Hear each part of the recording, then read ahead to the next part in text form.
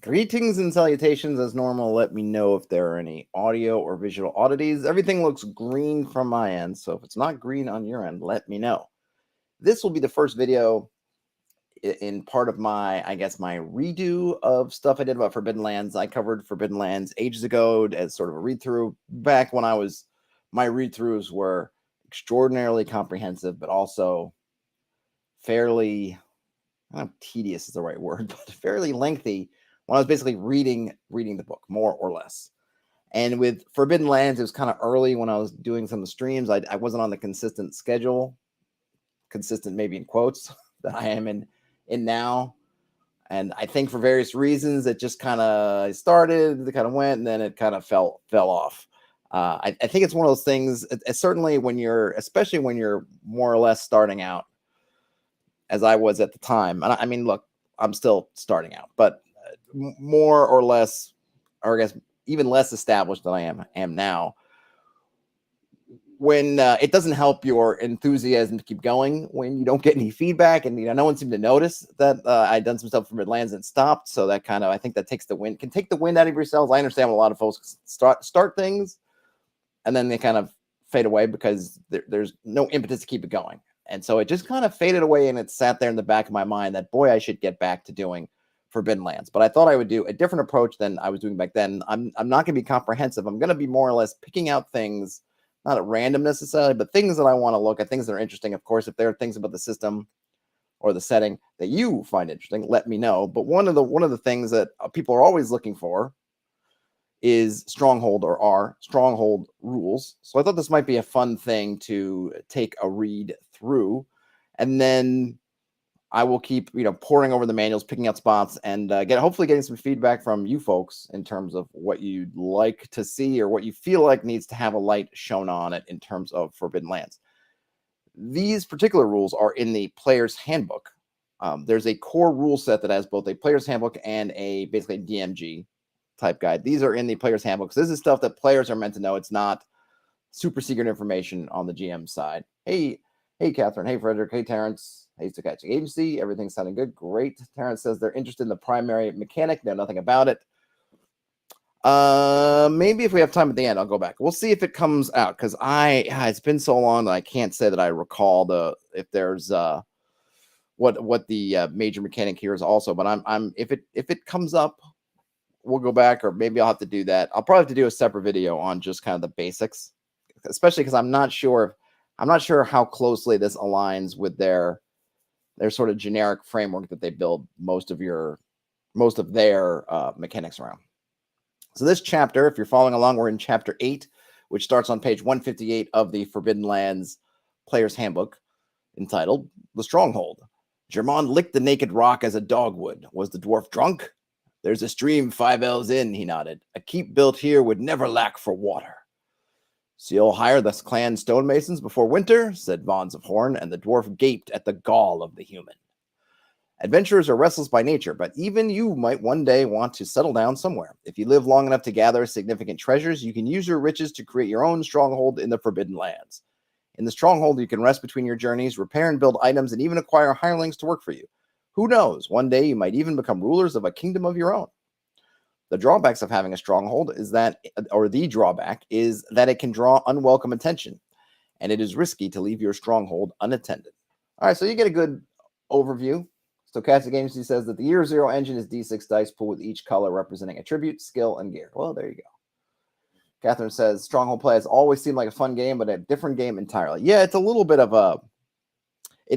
a different game, and I think that the Stronghold back in the day was where you would sort of meld the kind of war game type stuff, your chainmail or whatever war game you're using, with your role-playing game stuff, so that once you got to this Stronghold, then maybe you're having wars, and then you're also sending folks out, or maybe you already have strongholds, and these are your adventurers you're sending out there that then become leaders and part of your army. I think like Pendragon does a neat thing with the way they tie it together, and maybe that would be an interesting to show a different approach to it, because obviously this is purely capitalist, if you will, whereas with Pendragon it's more tied into the social structure, because of course you're not just out in the wilderness, right? As you are here, you're in a place that is already well settled and well occupied. So if you are taking or taking land, you're pretty much taking it from somebody else. So it can't work pretty much the same.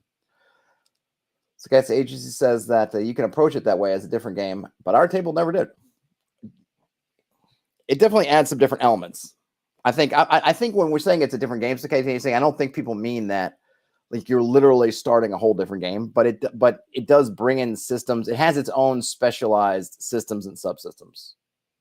Usually, now we'll say I don't even remember if I made it this far in my original read through. So otherwise, if I did, I don't recall it. This is kind of blind, so I don't know if it's going to have a whole different subsystem. But often there's a whole bunch of stuff you're doing, and maybe games in general have done a better job of late, or I don't know, better. It's just kind of part of what I think games try to do now with all the streamlining is to bring everything to work in essentially the same mechanics, as opposed to like, okay, we're going to put this down and then, go and do strongholds. But like when I recall watching the streams I've seen of Pendragon, it's definitely, you're doing kind of different things when you're in sort of your manorial phase as you're doing in playing, right? I don't think people mean, oh, it's like we play Monopoly, now we're moving to chess. Like I don't want to speak for Catherine, but I think most people mean that just you're sort of using a whole bunch of different mechanics that don't come into play on adventuring. There's not always a lot of overlap, which kind of makes sense because you are doing very different things for the most part. When I played my in a very long-term sci-fi game, excuse me, we would have kind of our empire. It wasn't really codified in phases, but we'd have something we're doing on an empire level, which is we all were the heads of galactic empires, and there might be conflicts and diplomacy and all that. That was handled sort of one way. And of course, when we're adventuring, we're not handling these the same way, right? But I can imagine some systems now, maybe they have built sort of a unified resolution everything system where you're just using, which I've seen people do with, like mass combat, just fudging it or changing it, but you're still using the same kind of combat mechanics as you are with people, but you're changing the scales, things like that. Okay. Establishing a stronghold. The first thing you need to do to establish a stronghold is to find a suitable location for it. Obvious choices are an old castle or dungeon adventure site that you have cleansed of enemies and monsters during your adventures. It's interesting that you could theoretically do that with a dungeon adventure site. I imagine a dungeon would actually make a really good castle from a defense standpoint. They usually only have a couple of entrances. You can't knock down the walls because they're underground. Or at least it's very difficult. I suppose sapping could still be a problem because people could tunnel in from other areas, but it seems like that would be, just from a security standpoint, and even a want to keep it on the down low, sort of undiscovered standpoint, having a dungeon as your castle, I think would be a really intriguing location for a castle. How long it takes to clean out the dirt and make the place livable varies and is up to the GM, but it typically takes at least a day's work, 2 quarter days, and a successful crafting roll. Only one person can make the roll, but others can help. If the roll fails, the location has some kind of flaw. To decide what it is, the GM makes a D6 roll. Okay, on the top of a page we'll see in a minute. So if there's a problem, we're going to roll on the table or pick something that makes sense and then choose whether to accept this flaw and use the location anyway or move on and find another place for your stronghold. I guess a couple of interesting things here is you got to clean it up. So you got to spend at least a day's work. But the GM might say longer. I guess you would just judge it based on, I'm not sure what the terrain is, if it's how much stuff you have to clear away. So going back to the example, they quote there that there's this rock where there's a stream. Is it mostly flat? Do we have to grade it? Are we doing all that? I guess we're doing all that, or at least some initial work is done. Maybe it's just really surveying, I guess is maybe what it is you're kind of surveying it, getting into a position where you can kind of look at it and judge its worth, and then you have to make a crafting roll. I wonder if that's kind of swingy. It's interesting because I would have thought you could, but people can help. So I guess that's the thing. So you want to get the best crafter, which was maybe even an interesting role to use, and then others can help. And then if you're good, you're good. If not, then you can see if there's a flaw you want to try to live with, or whether you're like, nope, this is too messed up. We got to move on. Hey, Laura, welcome. So guy at the agency says, when my group went through Weatherstone in the GM's book, that is when they started the Stronghold building. Oh, cool. And there's a I did watch a solo play of Forbidden Lands, and part of it I didn't watch a ton of the video, but they had a Stronghold setup, or this person has Stronghold setup in their game. But I didn't. The part I watched wasn't about I guess them creating it, so I actually wasn't sure if it was in the rules itself or not. But obviously it is. Building from scratch. If you want to build your Stronghold from scratch, you must first build a wooden house, a stone house, or a castle. The list on page, again, we'll get to later, indicates how long this takes and which tools and raw materials are required. The effects of a Stronghold. A Stronghold has 2 base effects. You can rest and sleep undisturbed there without risking any mishaps. And then each adventurer in your group gains 1 willpower point when you arrive home to your Stronghold and spend at least 1 day there. You can only gain 1 willpower point each per session in this way. So I don't know offhand what willpower is, but I'm sure getting it is good. Probably something to do with just your willpower. Makes sense. But I think the idea is here is you can rest and recoup some of your resources there without rolling random wandering creature checks. You're not camping. You are in a strong point, and for the most part, just wandering things are going to leave you alone. They're not going to generally climb over the walls and try to get you. The fact that you can just do this with basically a wooden house is pretty interesting too. So you don't have to, excuse me, you don't have to invest in a castle off Jump Street. You can literally just build a wooden house. If we're able to get through all the way to that, we can see if it means just literally any wooden house, like a cabin in the woods, or whether they mean something with some kind of palisades and kind of more fortifications. But it is kind of good to know that you can start small. So I think that's the other problem that comes up with a lot of Stronghold rules, is that you tend to need a lot of money up front. And I know folks have talked about you can kind of invest in this or that. Well, you just spend some on this, spend some on that. But I still tend to think that you kind of need to have some sort of lump sum up front just to get things started. But with this is you could start small. So conceivably, you could find a nice glade that's fairly clear, and you roll that crafting check, and it seems to be all good. And so you build a little house, and then you can go back and retire to your little house. And of course, it's not going to be as defensive if things come in force than a stone house or a castle, but it's a good starting point. You start off with a little house, wooden house, then you can build it up into a stone house, and then you can build it up into some kind of fortified mansion, manse, tower, castle, fort, keep, whatever. So casting agency says that willpower is the meta currency used for ability and magics. Okay, cool. So you want to get that stuff back. Frederick says the Viking style fortified farmhouse is a good starting point. Laura mentions an old wizard's tower. Yep, all that stuff will work. So the flaws you can have is you can have the roof is leaky. The stronghold's infested with rats. Someone else has claims on the stronghold. The GM decides who that is. There's a ghost. A flock of harpies have a nest there. And many dead are buried in the stronghold. Some of these are kind of interesting because okay, so maybe the cleaning out the dirt and make the place livable. So I guess that's presuming that you're okay. I think what we're getting here is this is if you have, okay, because I was thinking you were scouting out a location, but actually what really this is referring to is you are taking an existing place. Oops, thank you, Windows. Taking an existing place and trying to basically clean it up. All right, so then that makes more sense that there could be stuff already there, such as leaky roofs. Well, that one's interesting. I feel like you could fix a leaky roof. I feel like that should not be a permanent flaw in rat infestations and then other things. So maybe there are ways you can work around those. Though there could be a supernatural element to this. You can't get rid of the rats, basically. But some of these other ones seem like they should be solvable somehow. If someone else has a claim on the stronghold, you can take care of that one way or another. Same thing with ghosts.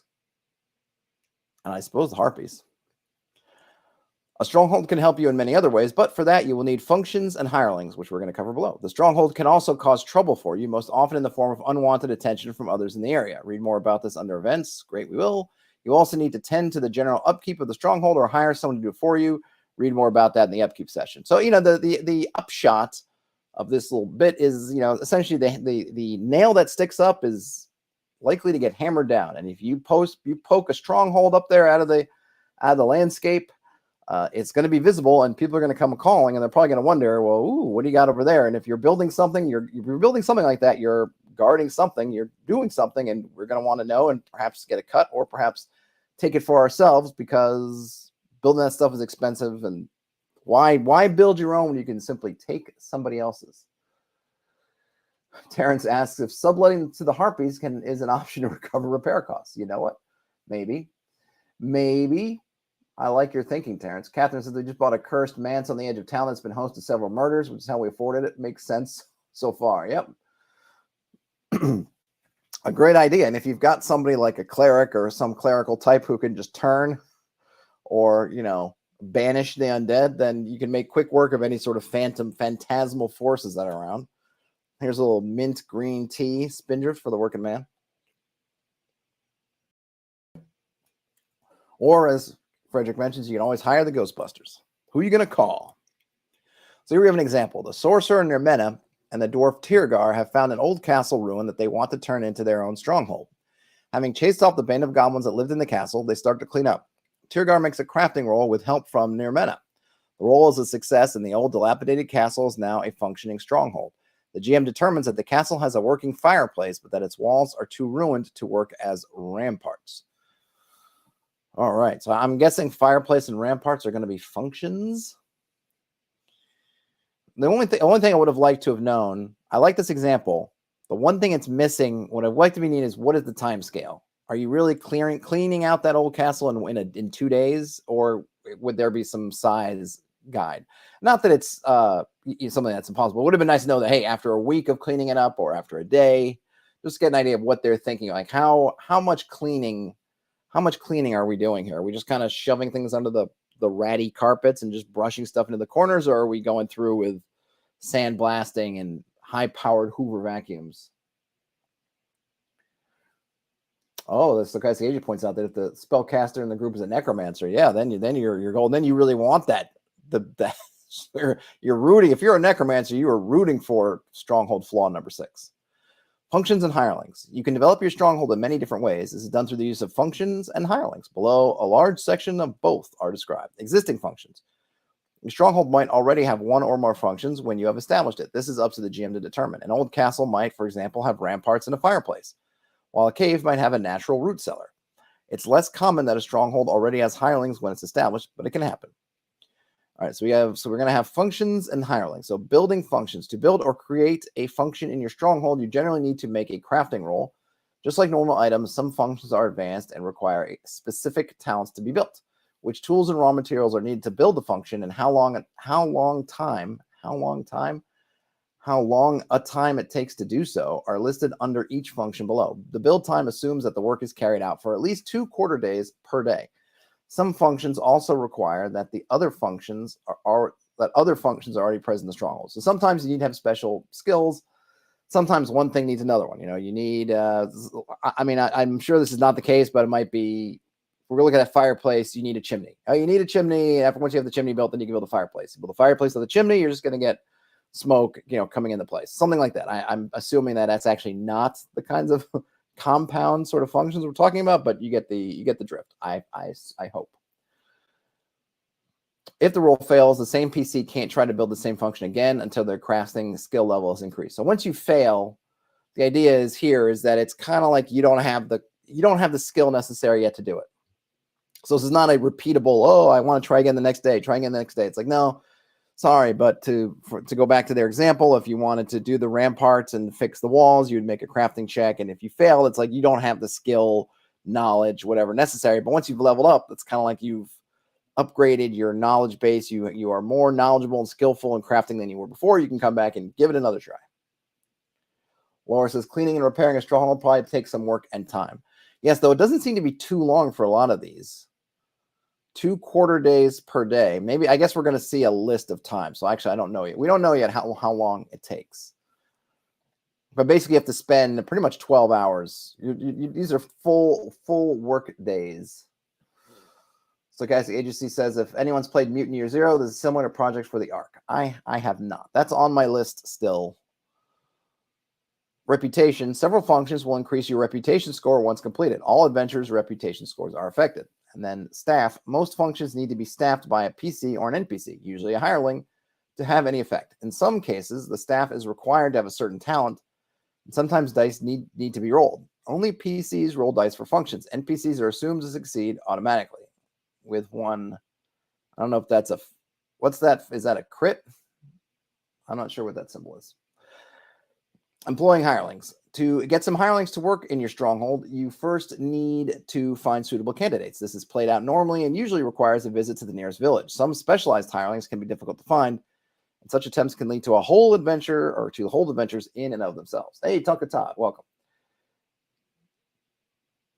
Tunka Todd says they like how this is explained with check rolls to see if your character possesses a skill or if they need to hire a professional. Yeah, I mean, they don't really, yeah, I don't think they say that, but I believe I can certainly intuit that if you don't have the craft to do it, maybe you'd better hire somebody who hopefully can.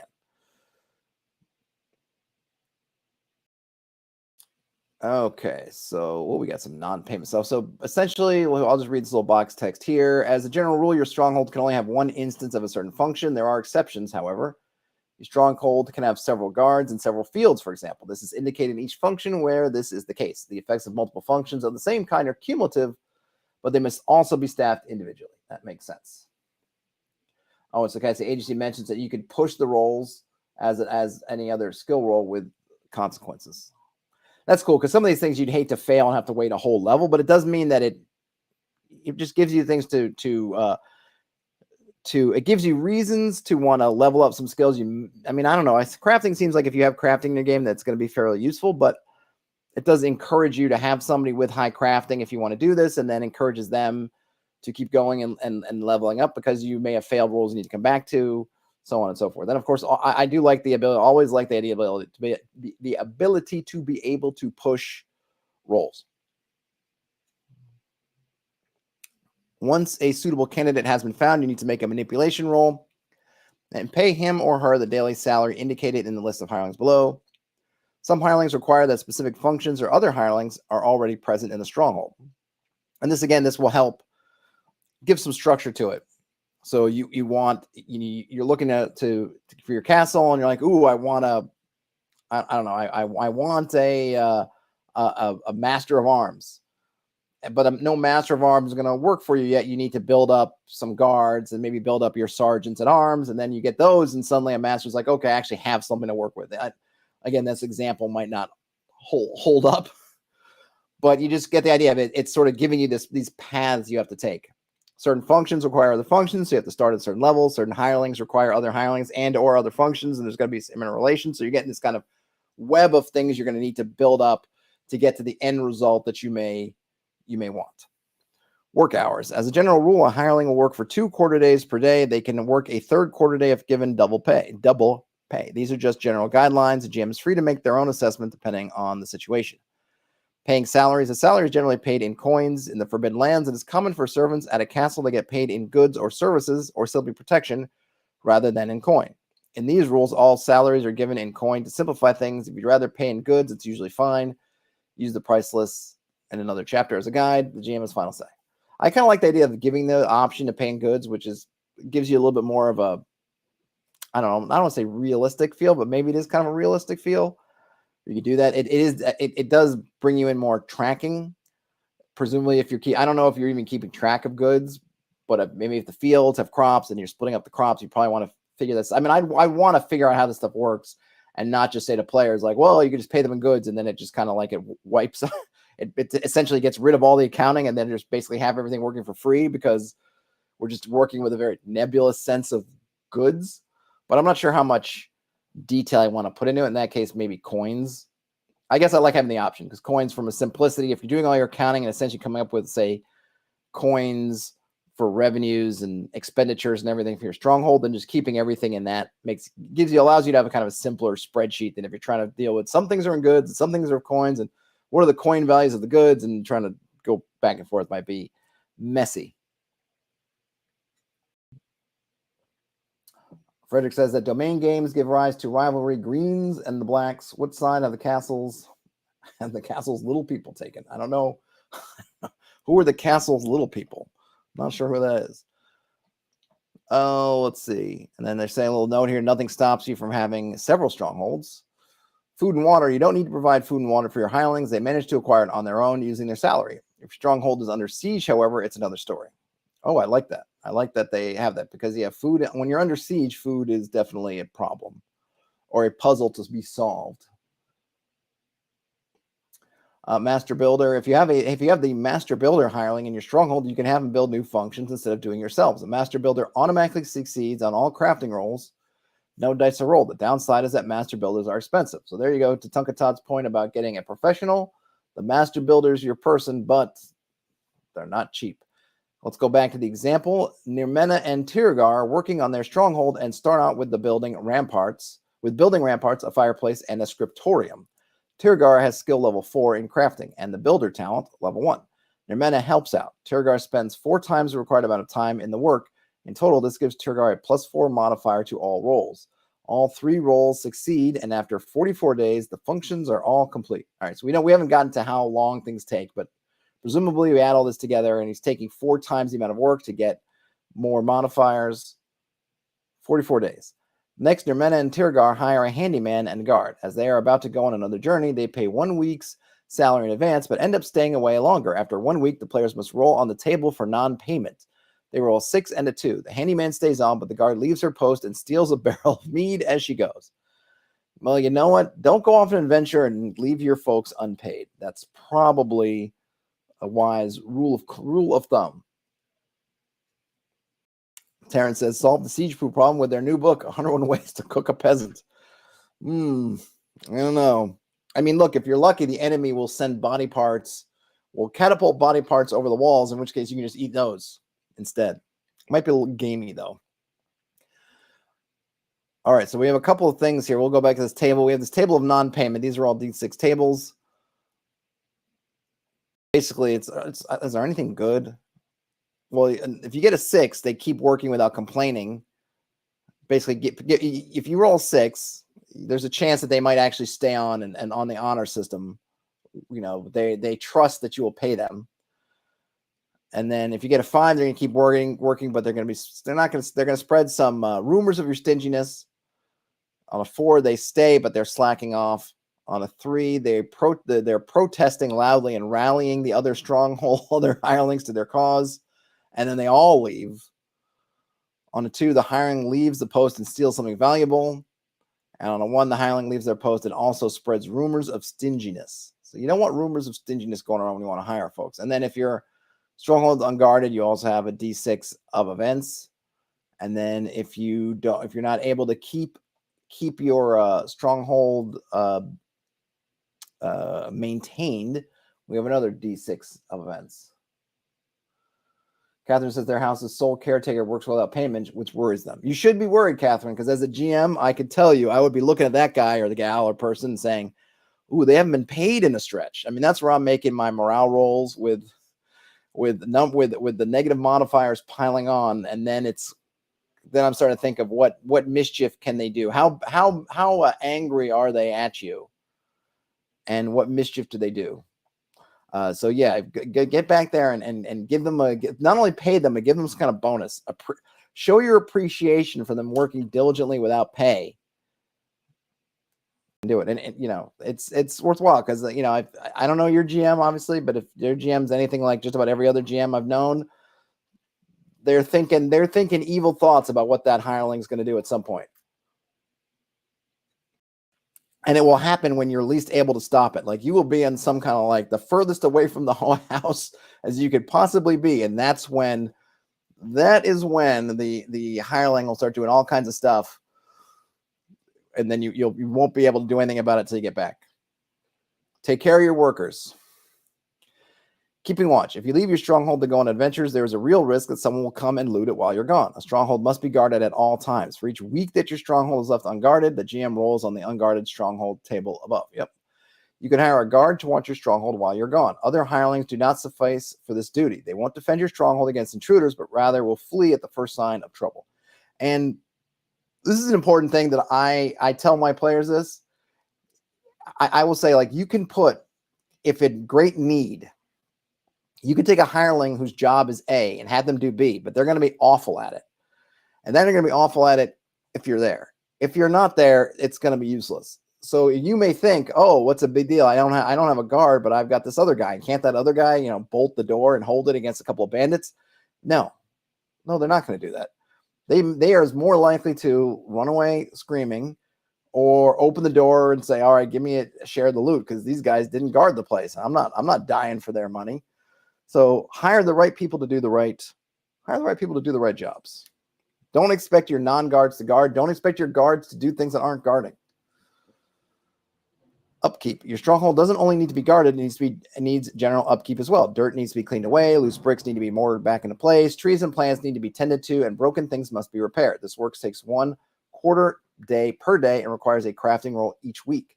One PC rolls, but others can help. If the roll fails, or if the upkeep is not performed, roll on the lacking upkeep table above each week. You can hire a handyman to manage the upkeep of your stronghold. They don't need to roll dice to complete the work. I really like where they're going with this. Is essentially is if you're going to keep people at home, PCs, they can roll and they can do stuff.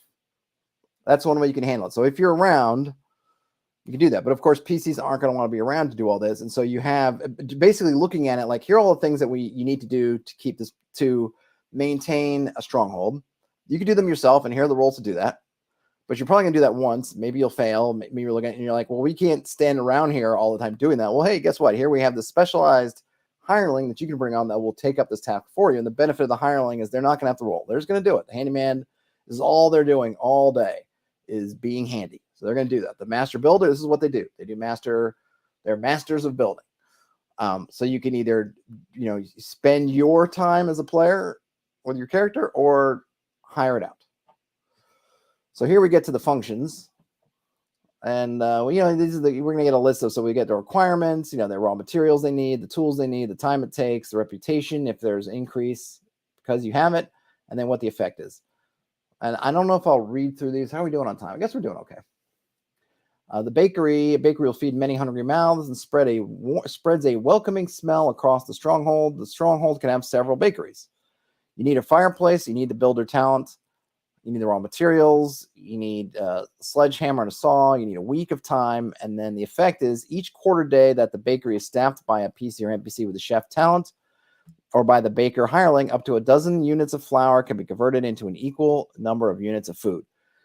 All right, so the first thing we're going to notice here, all this stuff, like what it takes, what it is, great. But you're going to notice that I think this is inevitable. Maybe there's some kind of stronghold system that avoids this, but you are going to get a little bit, which is, I think, where you lead people to saying it's kind of a little bit of a different game, is we're getting into, there's some segment of RPGs that are already spreadsheet the game. You're tracking your arrows, you're tracking your food, you're tracking whatever. But a lot of strongholds is kind of specifically like spreadsheet the game of Excel, where we're going to put in rows and columns, and we're going to type in flour, and we're going to have another thing that's got some equation in that. And then we'll have another row or another column with sort of work quarter days spent, and we can type those in, and then we'll have those Excel formulas, or I guess Google Sheets, or whatever formulas or Open Office or Office Libra, whatever your spreadsheet program of choice, and we're going to spit out, and then at the end of some period of time, maybe a week, you put your numbers in for how you've invested all the time in your stronghold, and we'll spit out all these things you get at the end. There's definitely and I haven't seen one that hasn't had this yet. That has going to have some bit of like, now we're going to play spreadsheet for a while. And I'm not saying this is a bad thing, because it's inevitable. That's part of what you're doing with the stronghold. You're tracking goods, you're tracking what you're making and what you're selling and all these things. And yeah, you're making these different functions, and then you have people that are working in those functions to create goods and services that you're selling. This is stuff you're not doing on your average adventure. You're not going in the dungeon and then you're opening up Excel to say, if I put in this many and I'm getting this. No, it's not. And it can be, I guess what I'm saying is, it can be, depending on who you are, depending on your players, depending whatever, it can feel dry or it can feel really good. It's that sense of ownership, like a little bit of, if you had a game like some kind of simulation type game, which you could zoom in and play as a character, but you can also zoom out and you're looking at, how are my farmers doing? And how am I, one of those like colony builder sort of games, like, what am I doing over here? And they're doing, and you're watching all the numbers. And then you can also zoom in and play as a particular person doing something, particular. But we want to note this, because I think sometimes some folks may feel like on a romantic level, like, Stronghold is great. And then you get into some of these rules and how these things work. And you're like, I'm really just pulling out my calculator and doing this stuff. And like, yeah, I think it's kind of inevitable that there's some of that. It's just keep that in mind if you want to introduce this to your players, that some players may just not be down with this at all. It's like they don't want to do that. Like some people look at this and like, this is work. I don't want to do that unless with a VTT or something, you can automate a lot of this stuff. I don't know if I don't know if automation for these types of mechanics exist, but you want to keep it in mind.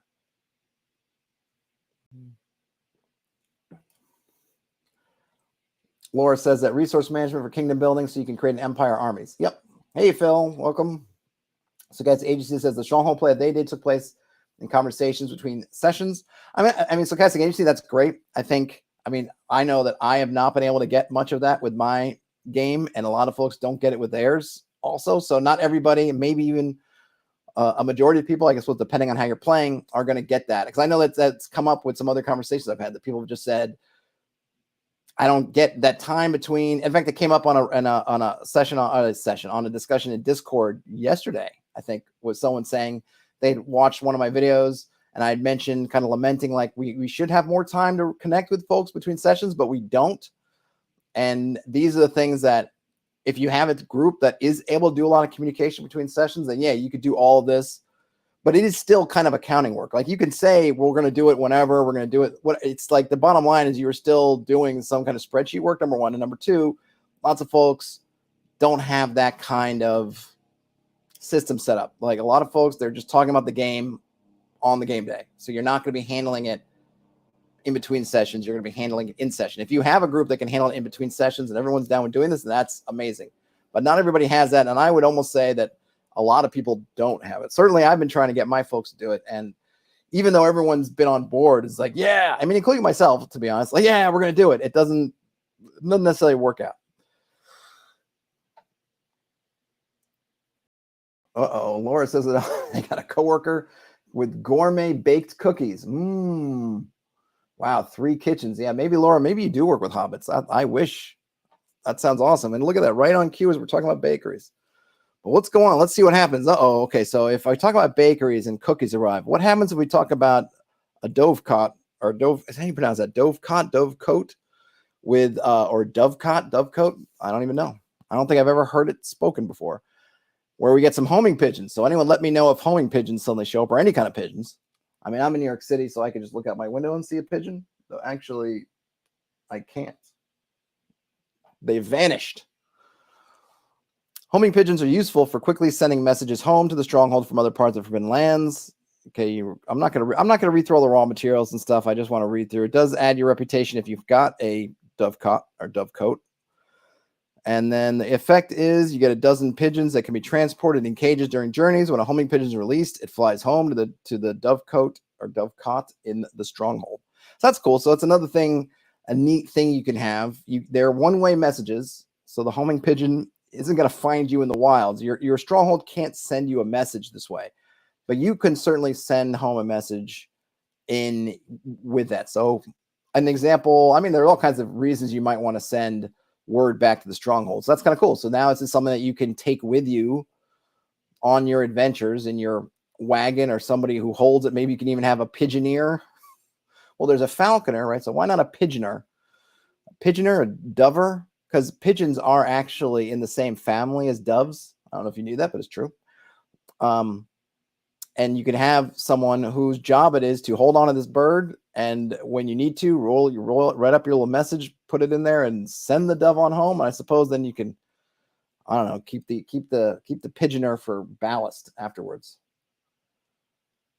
There you go. Laura says turkeys out back, pigeons on the telephone line. Exactly.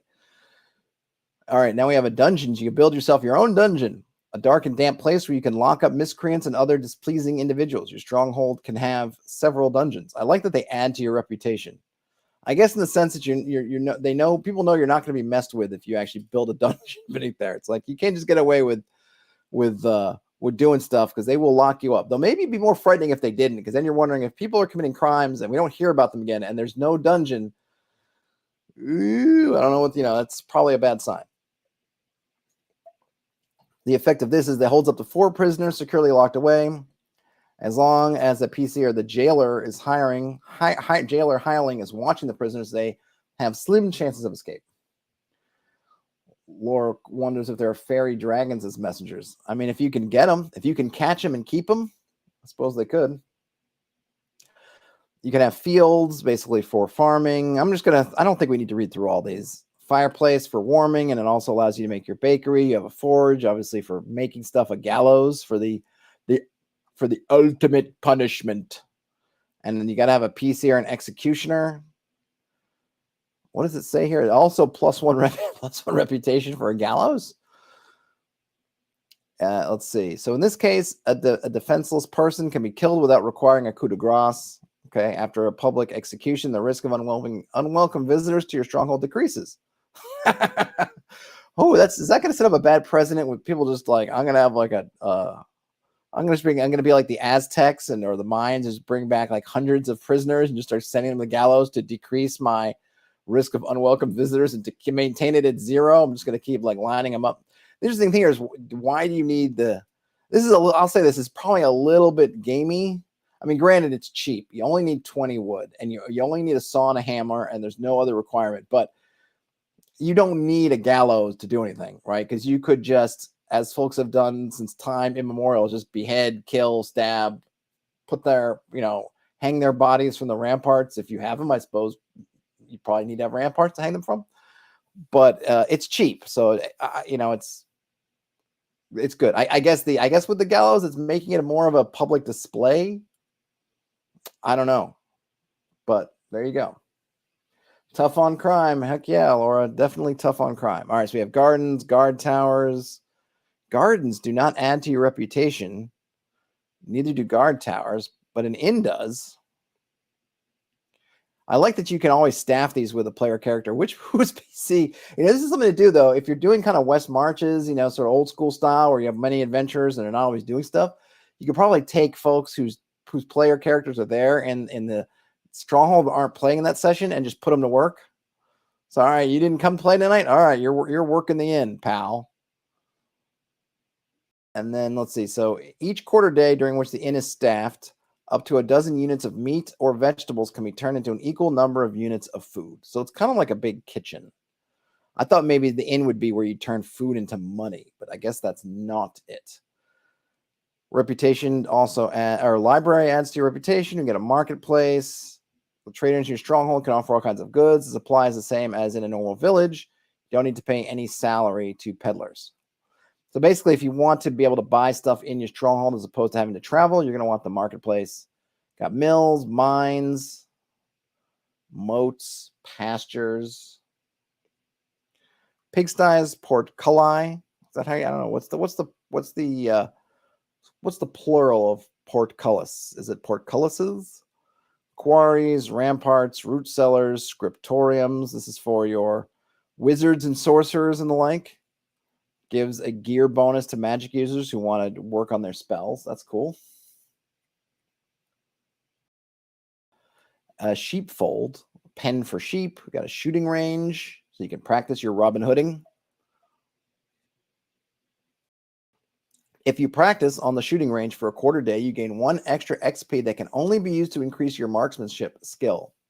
Mark this next to the marksmanship skill on your character sheet. You can only gain 1 such bonus XP between each skill level increase. All right, so that's pretty cool. So you can get an extra XP, but you can't spam it. So you can't send the guy like, I'm going to send this guy to the shooting range every day for the next month, and suddenly he's going to be the best shooter ever was. Like, no, you get it once. Get it once per level. So but it is a way you can basically go to your stronghold and get this free little bump in your XP, which is nice. Catherine says they like that the Inkeep PCs can hear rumors. Speak with patients of the week, play organically without being there. Yeah, I mean, you could totally build. I mean, they don't talk about that stuff here, but yeah, I would absolutely allow you to hear rumor tables and all that stuff. And it is a good way to have somebody get some stuff. Maybe you even say, if you could swing it, that if you're the player and you're not going to be there and you're starting from the stronghold, and then you could kind of pick the job you want to do. And then you could either do something like, okay, well, I'm not going to be adventuring this week. Oh, I haven't used the shooting range. I'll do that. Or I'll be in the inn and I'll get some rumors and stuff. And those things you could, DM message that person directly. And those are rumors that character knows, and they could share it with other players if they want to, or do something else with that. But it's kind of theirs to have. It's their little special piece thing that they get to have, which is a nice little kind of consolation prize to playing, or to, you know, if you couldn't make it to a game. We have Shrine.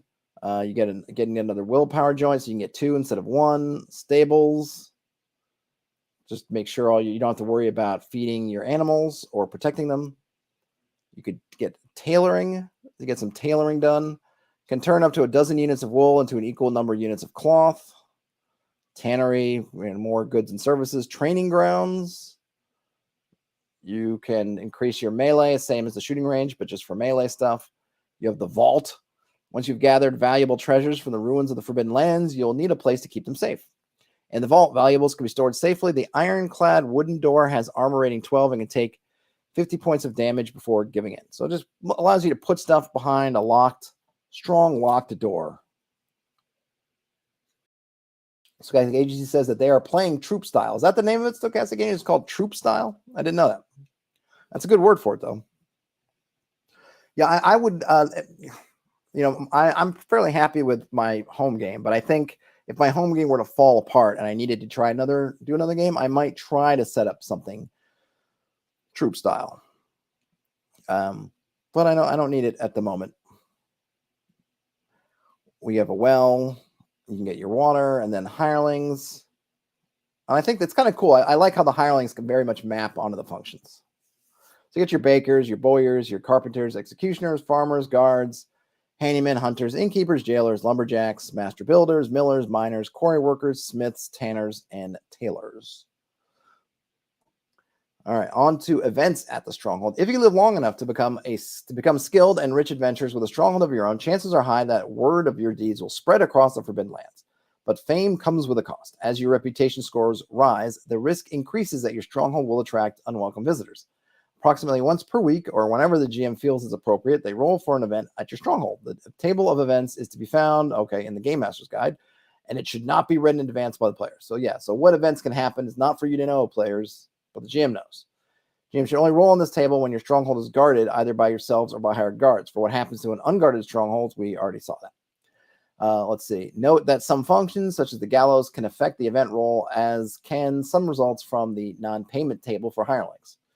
Battles at the Stronghold. One day, enemies might come to your gates to conquer your stronghold. When this happens, you need to be ready to defend it. When an enemy force attacks your stronghold in large numbers, one of the players rolls dice against the GM to determine the outcome of the battle. If your adventurers are present, they can affect the result. The attack rating of the attack rating of the attackers is measured against the defense rating of your stronghold. Use the tables below to calculate these scores. All right, we'll see that in a minute, I'm sure.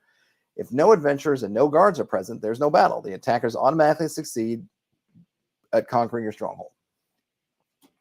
So you got to be there, or somebody's got to be there, which is why you want guards. So now on to the resolution. The battle is resolved in several turns. On each turn, the players roll dice for the defenses, and the GM rolls for the attackers. Roll as many base dice as the defense or attack or as the defense or attack rating. Each crit, I guess it's a critical hit. I'm thinking those two swords crossed means that the side inflicts losses on the opposing side. All players and the GM can help out to describe what happens in the battle. Each crit rolled means that the defense or attack rating of the opposing side is decreased by 1. When a turn is over, each side must decide whether to give up or keep fighting. To fight on, a force must have at least 1 left in the defense or attack rating. If the battle continues, roll again as per above, turn after turn until one side surrenders or is completely defeated. I suppose if you're attacking, they could also just give up and leave. And now we get to what kind of things add to your defense rating. If the player characters are there, add a +1. Every 10 guards in the stronghold, you're rounding up to a max of, it's +1 up to a max of +5. And then we have, if they're hungry, subtract 1. If you've got ramparts, it's 2. If you've got a portcullis, that adds 1. If you have a guard tower, that adds 1. And if you have a moat, that adds 1. So you're just going to add all these things together. Okay, cross swords on a D6 are a 6 on a D6. I see. Okay, that's what I thought. So essentially, I think that's, and I think high roll is what you want. So it's basically a crit. So it's a 6. Each rolled 6 means losses on the opposing side. The side suffering the losses gets to decide what each lost point defense attack rating means. The side suffering the losses gets to decide. Okay, so that's another thing. So you can't have the attackers can't roll well, and if the attackers roll well and you're the defenders, and you have to lose something, they can't demand that you lose the portcullis or something. They have to. You can pick. And then the attack rating for every 20 attackers plus 1 up to a maximum of 5. And then if you have a commander, you get 1 extra. If you have ladders and grappling hooks, you get another 1 extra. Battering ram gives you another 1. If they got some kind of monster, they get +1 per monster. And if they can fly, they also get +1. But what if they're hungry? Doesn't seem to matter. The defenders of the stronghold can choose between these losses. 10 guards in the stronghold are broken. Roll for critical injuries. The ramparts are damaged. Damaged ramparts are breached. Portcullis is destroyed. The attackers can choose between losses of 20 soldiers that are broken. The commander of the attackers is broken. The battering ram is broken, or the monster is defeated. So that's for just a plain attack. So now if there's a siege, if your stronghold is surrounded and besieged, you cannot leave it without being attacked. In this situation, your hirelings cannot buy food and water for themselves. Instead, everyone in the castle must consume whatever you have stored in the stronghold. As a general rule, 5 hirelings need to consume 1 unit of food per day, or they will become hungry. If you have a well, you all have free access to water, even during a siege. If not, you'll need to provide water for your hirelings too. Case number 1, if you needed more than 1, of why you want a well. Breaking a siege. To break a siege, you must sally forth and attack the besiegers. This is very dangerous, as your defense rating will be lower. It takes 20 guards instead of 10 to gain a point of defense rating, and the ramparts, portcullis, guard tower, and moat functions have no effect. The attackers, for their part, cannot use ladders or battering rams in such a battle on open ground. All right, so if you want to break the siege, and presumably, the thing is with sieges that's interesting is it's not always just the besiegers that need food and stuff. It could be that the besieged obviously have supply issues, but it's possible that the besiegers can also have supply issues as well. And I want to say that they can even, there was that, I don't know, and I'm guessing that historians think it actually happened, though it seems kind of crazy to me. I think in the conquest of Gaul, Julius Caesar was besieging the town with the main leader of the Gaulish resistance inside, but then he was also being besieged, and the Romans had actually built 2 walls, one surrounding the town, one wall surrounding the town to lock it in as for the siege, but then another wall surrounding their part. So they had this basically a double wall to keep forces from the outside, the whole thing from getting into them, and then keeping it was like a really weird situation. I think it was at least the way my recollection for how it was written about, and Caesar probably played up the desperation of it all, was how close they were to being broken when they in turn were able to break the defenders. But you can probably play around with that a little more. This is very simplified, but you can obviously add in whatever sort of war gamey stuff you want to, if you want to extend that a little bit, or talk about, well, in Forbidden Lands, there may not be like all this stuff around for them to eat. So where are they getting supplied from? If we have a 6 months worth of food, it's possible the besiegers will not have that same amount, and maybe they won't be able to hold out, and we won't need to sally forth, right? You can come up with all that. But I think as far as it's just a simplified process, I think it works. It seems to work pretty well. Ian calls it Caesar's donut. No fun allowed says, yeah, it was a double siege. Yep. Hey, Squirrel Hermit. All right, now we're going to get an example. Oh, wait, well, let's read the section about your adventures in the battle. If your PCs take part in the battle at the stronghold, you can affect the results, of course. Your adventures provide the stronghold with 1 point of defense rating, regardless of number. Also, your adventures can be subjected to individual events that are played out using normal combat rules, which I presume is be something like the attackers have a monster. You could have your PCs go out and try to kill the monster, take them off the board. At least once per turn, the GM rolls on the table on the next page. Okay, we'll see that. It's up to the GM to decide which PC is affected. Play out personal combats before moving on to the next turn of the larger battle. Note that the event can lead to a PC or NPC being broken, which in turn can affect attack or defense rating. The results on the table should primarily be seen as inspiration and will need to be adapted to the situation. The GM is also allowed to disregard the table and make up her own challenges for their adventures during the battle at the stronghold. All right. We'll see the table on the other side, but let's read the example here. Near Mena's and Tirgar stronghold is attacked by some 90 savage orcs led by the chieftain Geldad. The stronghold has ramparts and 20 guards, which gives a total defense rating of 5. 1 for the adventurers, +2 for the ramparts, and +2 for the guards. The attackers have a battering ram and thus get attack rating 7. 5 for the number of attackers, +1 for the ram, and +1 for Geldad himself. In the first turn of the battle, the players roll 1 critical, 1/6, while the GM rolls 2. The GM chooses to have 20 orcs be cut down, decreasing the number of remaining attackers to 70 and the attack rating to 6. The players choose to have the ramparts damaged and then breached, reducing the defense rating to 3.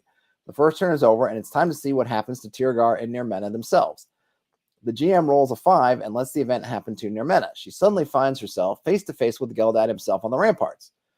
If she defeats the Orc Chieftain, she might turn the tide of the battle and save the stronghold from destruction. That's cool. So it's a way of basically giving you a zooming in. We're going to zoom in and see what happens to these players. Because I think that's another thing that comes up when people want to run these mass battles. It's always how do we integrate what the PCs are doing with the mass battles. And I know the approach probably popularized somewhat with Matthew Colville was you could have the PCs basically become kind of generals. And so they're getting in on the strategic and tactical moves of the mass battle portion. They're just taking over and doing stuff. Another way you can do it is to essentially, in this case, we're not, because you notice here, there's no chainmail or wargamey. We're worried about height of ground and attack modifiers and maneuvers. It's like nothing. You're just rolling some dice and everything's kind of abstracted out. So in that case, we're saying, okay, we're abstracting all this stuff out, but we can have these moments where you zoom in on PCs. And of course, what happens to them is important because if they can affect something, like in the example, if Nirmena goes down, it won't actually decrease the defense rating because I think it's 1 per any number of PCs there. But of course, on the flip side, if she can take down that, I mean, obviously her taken off the board and broken is bad news for the players. But by the same token, it's a swing if she can get the leader taken off. And then you're kind of have this little, okay, we're zooming in, then we're zooming out. So it's a nice little balance of having, we're going to roll some dice with this kind of a very abstract version of the battle and then zooming in on moments, which I've done in the past. In fact, actually, one of the things that I did, it worked well when I did it, was I didn't even worry about the battle at large. I just would have these zoomed in moments with the players going on specific quests, like sallying forth to destroy the catapults or doing something else. And then if they did well, I just had that essentially how the battle fared, or how the results of the battle basically went with how the PCs did. So if the PCs did well, then their side would be winning. And if the PC struggled, their side would go down. And so it was nice because I could just talk about the battle raging around them. And if I needed to describe what the state of the battle was in any moment, I could just look at, well, how are the PCs performing? And I'm not doing very well right now. I could talk about how the enemy seems to be getting an upper hand, but then they come back from behind and they're able to destroy the catapults, set them on fire with oil and whatever. It's like, oh, great. You see rallying cries are heard. And as the flames go up, the enemy's dismayed and the troops are yay, and they're rushing forward, that kind of thing. So that's totally doable too if you want to not even bother with having the kind of mass battle part. But these rules make it very easy to do. So it seems like you can have a nice middle ground before, okay, we want to track some of these things, and we also want to give the PCs impact in the battle. And doing it this way also kind of, one of the problems also can come up is what happens with PCs with spells and things. How do they affect a mass battle? And there are ways that they've tried to simulate this with various levels of success in terms of, okay, I have a magic user with lightning bolt and fireball and all this stuff. Like, how much of an impact does it have on masses of people? And with these numbers, you're noticing here, the numbers aren't that big. And if you have 70 orcs, as in their example, marching in close formation, a well-positioned fireball is going to potentially affect a bunch of them. But one way you can kind of get rid of that problem of maybe the GM don't want to make it that easy. Well, great. She's just memorizing 4 fireballs and she's going to blow up the whole battlefield. And maybe that's fun because it definitely lets your caster PCs going to feel like a god when you see some like battalion coming and they're just like Tim and Monty Python the Holy Grail, just pointing their finger and just bodies exploding and stuff like that. But this is nice because it gives them their moment where they could zoom in and have that bit, and then you can still run the other stuff and not have to worry about how the individual adventure scaled mechanics, how they mesh with the mass battle mechanics. You get to deal with them separately. I mean, there might still be that thing with somebody saying, well, why can't I cast the fireball? There's other parts happening, but it's all part of the same turn. So as a PC, DM might say, but wait. And then, you go to cast a fireball when you see the orc chieftain, climbing up at your, right next to you. So like, what do you do? Or, however you want to work it. Stochastic Agency says, yep, these guidelines are far more abstracted than those found in the Companion's Guide from BECMI or BECMI. Speaking of which, it might be a good comparison to look at if you've got the companion rules. The BECMI or BECMI Berserker also took a look at those recently. Yeah, I could. I mean, I have the rules compendium, which has some mass combat rules, and I also do have the individual boxes of Beckme. I don't know if I have them all digitally, but I could pick them up. Hey, Brian Smith loves Forbidden Lands, likes the stickers on the hex map. Yeah, I only have the digital version. So Brian Smith, so I haven't seen the stickers. Maybe you do get a PDF. So I did put a link in the show notes if you want to buy it through my link on drive-through. You do get a PDF with the stickers on them. I haven't looked at it, though, so I don't actually know how the stickers work, per se. And Sakai's Age says that the companion book also has some great Stronghold rules. Oh, cool. Well, let me wrap this up real quick because we're at the end and we're at the top of the hour. So varied forces. Well, actually, let me do events in the battle first. So here are the events in the battle. Again, it's a D6 table. PC is pushed and falls. Just falls. PC is suddenly surrounded by some enemies. PC finds themselves face-to-face with an attacker. In close combat, a PC gets the opportunity to push down some ladders. PC suddenly finds themselves face to face with the commander. Two PCs confront a powerful enemy together. It could be a monster or the commander of the attackers. And as they mentioned, some of these are kind of specific. So if the ramparts are down and they're fighting, and you've narrated that they're kind of in front of the citadel or the central keep or some other point, then obviously it's not appropriate that they're falling down off the wall. If they're doing something else, it doesn't make sense. You're going to have to figure it out. But basically, one is that they take damage. One is that they're surrounded by enemies, that kind of thing. So you'll have to adjust those to suit, so to speak. And then the final section of this chapter, varied forces. The rules for battles at the Stronghold are designed to be fast and easy to use, and therefore make no difference between different types of soldiers. If you prefer a more detailed approach, you can use the following rules. Add the strength rating to the skill level in melee or marksmanship, whichever is higher, of a typical soldier in the force. The sum is the soldier's combat rating. Divide 50 by the combat rating, rounding up, to get the number of soldiers in a base unit of defenders. Divide 100 by the combat rating to get the number of soldiers in each base unit of attackers. Each base unit gives a +1 to the defense or attack rating of the force. The maximum bonus is still +5. Each point of lost defense or attack rating during the battle means that a number of soldiers equal to the one base unit have been broken. For example, a force of attacking soldiers with strength 4 and skill level 3 in melee, combat rating 7, has a base unit size of 15. 100 divided by 7, rounded up. The force lose 2 points of attack rating. 30 soldiers are broken. I think you can see here from this section, if you want to get more granular, because, it might look, in a fantasy game, anything can happen, right? The army of Balrogs is coming, and you're not going to run that and say, well, Balrogs are equivalent to just 20 dudes. It's like, no. So how do you figure that out? And that's actually where a lot of the rules, if I'm remembering correctly, from the battle system type rules that are in Rules Compendium, there's a lot of math surrounding how do we take all these different fantasy type creatures to put them on an even scale. Because whereas having, your humans and your orcs and goblins and elves and dwarves and halflings are all on the, yes, they may have some differences between them. Obviously, they're not the same, but they're essentially equivalent. One to one. You could say one elf versus one human versus one orc versus one goblin, whatever. Essentially, we're going to say whatever little differences they are, it all kind of goes away with the wash. So we just put 10 against 10 in there. We can look at them as essentially equal.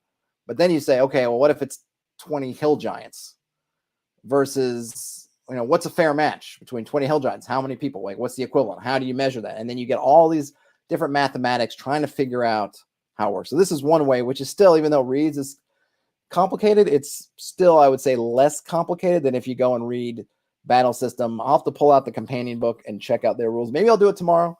We'll see.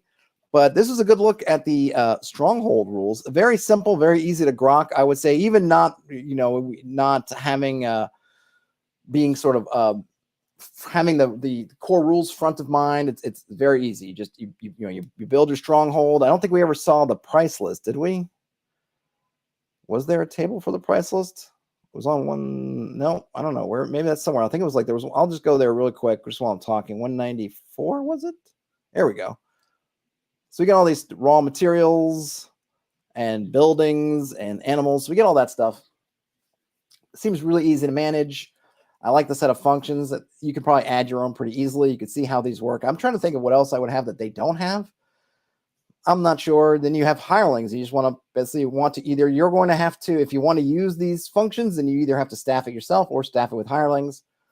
Of course, hirelings cost money, so you can kind of figure it out there. I like that you can kind of scale up your Stronghold. You don't have to start with a castle. It can be just something kind of a wooden fortified house, up to a stone house, up to a castle, whatever. think it gives you everything you need to get started. And I think these kinds of rules show that you don't need a ton of overhead to get going. And I think even if I wasn't playing Forbidden Lands, I could easily take this, use a D20 instead of a D6, and essentially you could even keep a lot of the math can almost stay the same, maybe just tweak things a little bit, and then you could easily have a D20 based system, or in a lot of OSR games, D6s are used often anyway. You can still keep it as a D6 roll for all this stuff, and then just go. Really simple, really easy, and I think it does encourage folks to think about this stuff. This is in the player's side of the handbooks. This is stuff that, hey, they want you to be thinking about. And I think it's good to think about, because I know for me, I like all this stuff, but just know that there is some accounting, there is some potential spreadsheetification. Some folks are going to get really into it, and I remember asking somebody something one time about it, and they I turned around and they already had this Excel spreadsheet with formulas and everything, and they'd figured it all out. And it's like, wow, that's awesome. Other folks their eyes are going to glaze over. So know your group. But I think this is a really nice, of course, it's just in addition to all the other stuff that Forbidden Lands does. But if you only wanted to use these Stronghold rules, I think they seem to me, again, I haven't used them, just reading them, seem really well put together, very streamlined, but give you everything you want. I think you do get enough of the granularity for the most part. Nowhere in here, remember, we didn't see anything about doing a floor plan. Everything is very abstract. We have fireplaces. They just kind of exist in sort of a stronghold space. We have bakeries. We have dungeons. They all kind of exist there. Now, it's not to say that you can't map it out if you want to. So it's a different kind of experience than, say, from the white box or AD&D or maybe even in, I don't know if they're in the expert set or where they have it in here. I think they do, where they're encouraging you to sort of draw out your castle and look at it more like a physical space. That's not what they're doing here. But I think it works. And if you want someone who wants to draw it out, that's awesome, but you don't have to. So it even takes away, in a sense, a barrier, because you don't have to draw it out, and you don't have to be an amateur architect to figure it out. Phil Curran says, quick and easy. Absolutely. Stochastic Agent says resource prices are back towards the back of the gear. Yep, I think I found it. Stochastic Agency says that, my God, Battle Systems was a beast. Yes. Score Hermit says the physical copies are wonderful. Yeah, I don't doubt it. I don't have that one, unfortunately, but all the Free League physical stuff is really good. Everything I've looked at so far, Free League, when I've gotten a hold of their physical boxes, is really good quality. So anyway, that's all I got. Folks, if you could give a thumbs up on your way out, that'd be awesome. If you feel like subscribing, that would also be awesome. I'll be back with more Forbidden Lands, and maybe it will be fun. Maybe tomorrow I'll see what I've got available and what I can get a hold of and get stream ready. But maybe we'll look at another set of Stronghold or mass combat rules, something that combines the two, and we can see how this compares. Maybe I'll look up that companion book. Like I said, I have the physical books. If I can find it, if I already have it digitally, or maybe I'll pick it up from drive-through, we could take a look at those. Or maybe another one. If you have Stronghold, mass combat, or both rules that you think are good from anybody, send me a link in the chat. Maybe I'll try to get a hold of them and we can compare them. Maybe we could put together, a good list of what are the best rules for some of these different procedures. Anyhow, that's all I got. Everybody have a great rest of your day, night, whenever you end up watching or listening to this. Game on, everybody, and I will talk to you later. Bye now.